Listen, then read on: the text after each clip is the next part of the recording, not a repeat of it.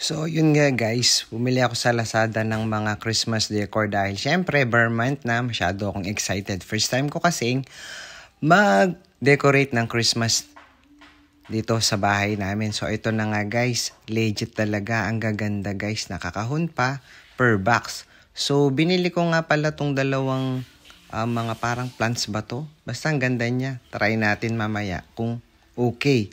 So, ayan sila, bumili ako ng warm white color, tapos pink. So, syempre, tinry ko. Ayan, yung sinasabi ko sa inyo na ang ganda pala niya. So, tinest ko lang kung gumagana.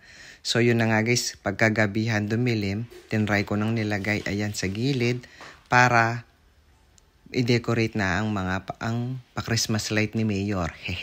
So, ayan na guys, dinidikit ko siya sa buong paligid ng aking bahay kasi masyado akong excited kahit September pa lang. So, yung pagkalalagay ko, syempre dinahandahan ko para paikot sa kanto-kanto ng aking bahay. So, ayan na guys. So, pagkagabi guys, ayan na. Madilim, syempre, kinuha ko, satisfied naman ako sa nabili ko sa Lazada. So, salamat!